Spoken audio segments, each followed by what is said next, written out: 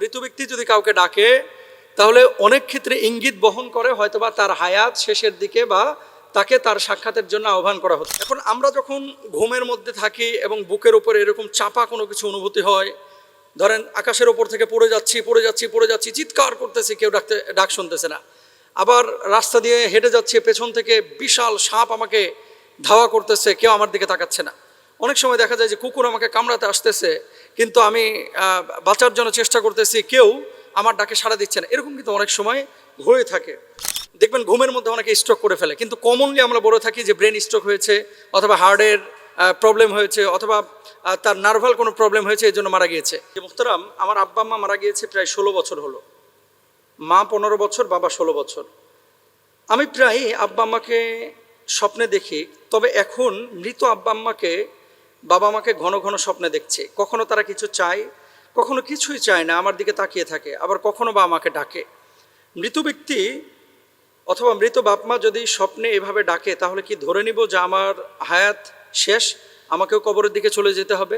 মৃত বাপ মা অনেকেরই এরকম স্বপ্নে দেখা দেয়, দাদা দাদি স্বপ্নে দেখা দেয়, অনেক সময় কিছু চায়, অনেক সময় আবার ফেলফেলায় তাকায় থাকে, অনেক সময় ডাকে। ব্যাপারটা হচ্ছে, আপনি যখন ঘুমান, আন্নাউ মুকাল মাউত, রূহটা কিন্তু আপনার সাথে একটা সাময়িক বিচ্ছেদ ঘটায়। আপনি যখন ঘুমান, এজন্য আপনি একটা জিন্দা লাশের মতো পড়ে থাকেন, মানে মৃতের মতোই কিন্তু পড়ে থাকেন। এখন স্বপ্ন হলো আত্মার এক বিশেষ অবস্থা, যেখানে মৃতদের দেখা সম্ভব। আর এই মৃতদের দেখার ব্যবস্থা কিন্তু আমি করি না, আপনি করেন নাই, এটা আল্লাহ তাআলা করেছেন। চাইলে কিন্তু একজন মানুষ আরেকজন মানুষকে, মৃত ব্যক্তিকে স্বপ্নে দেখতে পান না। এখন দেখেন, কমন একটা বিষয়, রাসূল সাল্লাল্লাহু আলাইহি ওয়াসাল্লামের একটি হাদিস, এটা সহিহ বুখারীর 6984 নম্বর হাদিস। নবীজি সাল্লাল্লাহু আলাইহি ওয়াসাল্লাম বলছেন, আর রুইয়া সলিহাতু মিনাল্লাহ ওয়াল হুলমু মিনাশ শাইতান, যে ভালো স্বপ্ন এটা হচ্ছে আল্লাহর পক্ষ থেকে, আর খারাপ স্বপ্ন এটা হচ্ছে শয়তানের পক্ষ থেকে। এখন আপনি এই মূলনীতির উপরে, বুখারীর এই হাদিসের উপর ভিত্তি করে আপনি চিন্তা করেন যে আপনার বাপ মা কী অবস্থায় আপনার সাথে দেখা দিয়েছে।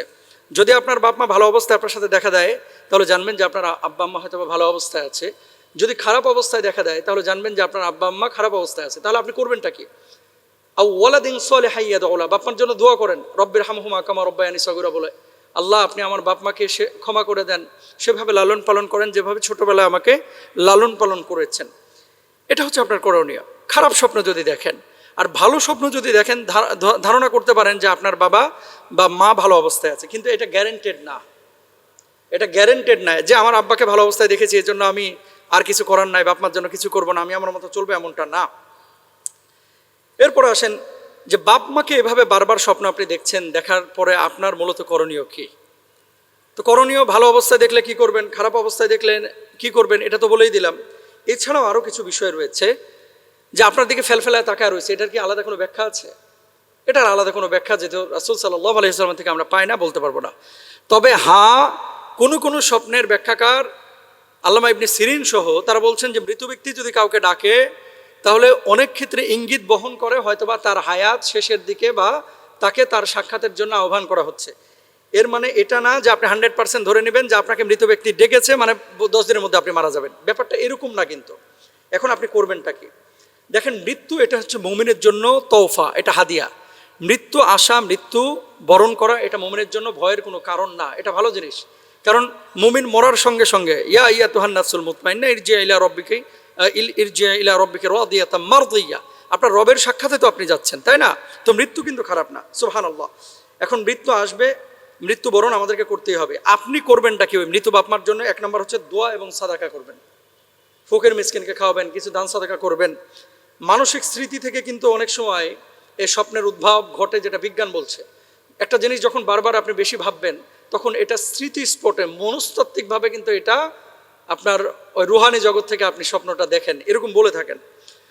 কোনো ভুল কাজ থেকে ফেরানোর ইঙ্গিত হয়তো বা আপনার বাপমা দিচ্ছেন, হয়তো বা আপনি বাপমা জীবন দশায় নামাজ পড়েছেন, ভালো কাজ করেছেন, এখন আর করতেছেন না, এজন্য বাপমা এই রুহানি জগৎ থেকে আপনারা সতর্ক করছেন যে আপনি আবার ভালো পথে ফিরেন ইনশাআল্লাহ। আল্লাহুম্মা গফির লাহুমা ওয়ারহামহুমা, এই দোয়াটা বেশি বেশি পড়বেন। রব্বির হামহুমা কামা রব্বায়ানি সগীরা, কোরআন তেলাওয়াত বেশি বেশি করবেন। বাপমার পক্ষ থেকে যদি কোনো ঋণ থাকে, ঋণটা আদায় করার চেষ্টা করবেন ইনশাআল্লাহ তাআলা। আর স্বপ্নে যদি কোনো কিছু চায় বাপমা, যে আমার জন্য উমরা করো, হজ করো, সম্ভব হলে করবেন, যদি সম্ভব না হয় তাহলে আপনি তাদের জন্য আল্লাহর কাছে দোয়া করবেন। এখন মূল কথা হচ্ছে, স্বপ্নের জায়গায় নবীদের স্বপ্ন ছিল হচ্ছে দিব্যালোকের মতো সত্য, সূর্যের আলোর মতো, পূর্ণিমার চাঁদের মতো সত্য। আমাদের স্বপ্নগুলো সত্যও হতে পারে, মিথ্যা হতে পারে। এজন্য আমরা খুব বেশি চিন্তাগ্রস্ত হব না, আমাদের করণীয় কাজগুলো করার চেষ্টা করব। আল্লাহ প্রত্যেকের বাপ মাকে জান্নাতুল ফেরদাউসের মেহমান বানায় দেন, ভুল ত্রুটি ক্ষমা করে দেন, আমিন। প্রায়ই আমাকে ঘুমের মধ্যে বোবাই ধরে।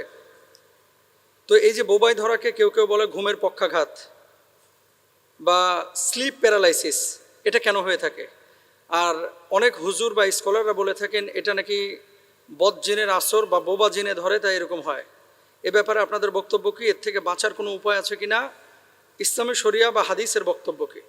Very very important. এই বিষয়টা নিয়ে মনে হয় 7-8 বছর আগে আমি একটি আলোচনা করেছিলাম, এবং এই আলোচনাটা আপনারা হয়তো অনেকে দেখেছিলেন। তারপরে যেহেতু প্রশ্নটা এসেছে, কিছু স্বপ্ন আছে যেগুলো আল্লাহ সুবহানাহু ওয়া তাআলার পক্ষ থেকে সরাসরি সুসংবাদ, আর কিছু স্বপ্ন আছে যেমন আর রুইয়া মিনাশ শাইতান, যেগুলো শয়তানের পক্ষ থেকে আসে, মানুষের মধ্যে একটা ভীতির সঞ্চার করে।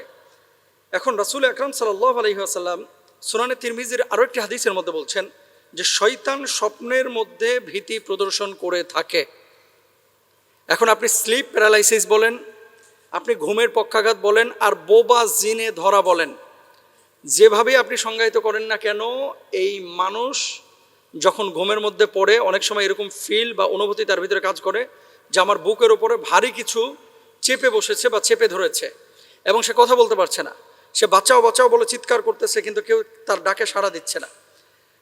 এরকম কিন্তু আপনারও হয়েছে, আমারও হয়েছে, এবং অসংখ্য মানুষের কিন্তু এমনটা হয়ে থাকে। এবং আল্লাহ সুবহানাহু ওয়া তাআলা সূরা কাহফের মধ্যে বলছেন, দেখেন, ইবলিশ শয়তান জিন সম্প্রদায়ের অন্তর্ভুক্ত। ইবলিশ মূলত জিন সম্প্রদায়ের অন্তর্ভুক্ত। এখন আমরা যখন ঘুমের মধ্যে থাকি এবং বুকের উপরে এরকম চাপা কোনো কিছু অনুভূতি হয়, ধরেন আকাশের ওপর থেকে পড়ে যাচ্ছি, চিৎকার করতেছি, কেউ ডাক শুনতেছে না। আবার রাস্তা দিয়ে হেঁটে যাচ্ছি, পেছন থেকে বিশাল সাপ আমাকে ধাওয়া করতেছে, কেউ আমার দিকে তাকাচ্ছে না। অনেক সময় দেখা যায় যে কুকুর আমাকে কামড়াতে আসতেছে, কিন্তু আমি বাঁচার জন্য চেষ্টা করতেছি, কেউ আমার ডাকে সাড়া দিচ্ছে না। এরকম কিন্তু অনেক সময় হয়ে থাকে। তাহলে নিজেকে কন্ট্রোল করতে গিয়ে আমরা এমনও হয়েছে যে এই পৃথিবীতে দেখবেন ঘুমের মধ্যে অনেকে স্ট্রোক করে ফেলে, কিন্তু কমনলি আমরা বলে থাকি যে ব্রেন স্ট্রোক হয়েছে, অথবা হার্টের প্রবলেম হয়েছে, অথবা তার নার্ভাল কোনো প্রবলেম হয়েছে, এই জন্য মারা গিয়েছে। কিন্তু এরকম ক্ষেত্রে যে মানুষ মারা যেতে পারে, দুর্ঘটনার বশবর্তী বা মুখোমুখি হতে পারে, এটা কিন্তু প্রমাণিত। মানুষ এই যে বোবা জিন যখন চলে যায় বা বোবাই ধরাটা যখন কেটে যায়, বুকের উপর থেকে ভারী কিছুটা যখন চলে যায়, তখন কিন্তু উঠে হাঁপাতে লাগে। খেয়াল করেছেন? অনেক সময় কিন্তু অস্থির হয়ে যায়। এখন বাঁচবেন কিভাবে? এজন্য কিভাবে এই জিনের আক্রমণ, এই বদ জিন বা বোবা জিনের আক্রমণ থেকে আমরা কিভাবে বাঁচবো, এটা ঘুমের পক্ষাঘাত আপনি বাংলায় বলতে পারেন, বা স্লিপ প্যারালাইসিস আপনি ইংরেজিতে বলতে পারেন। বেসিক্যালি এটা হচ্ছে জিন শয়তানের একটা আক্রমণ, এবং মানুষকে এরা ওয়াসওয়াসা কখন দেয়? যখন মানুষ অপবিত্র অবস্থায় থাকে। তাহলে বাঁচার উপায় কি? বাঁচার উপায় হচ্ছে ঘুমের পূর্বে আপনি প্রথমত দরজাগুলো বিসমিল্লাহ বলে বন্ধ করে দেবেন। 1 নাম্বার, ঘুমের পূর্বে দরজাগুলো বিসমিল্লাহ বলে বন্ধ করবেন। 2 নাম্বার, আয়াতুল কুরসি পড়বেন। 3 নাম্বার, 4 কুল আপনি পড়বেন। পড়ে 2 হাতের তালুতে এভাবে ফুৎকার দিবেন।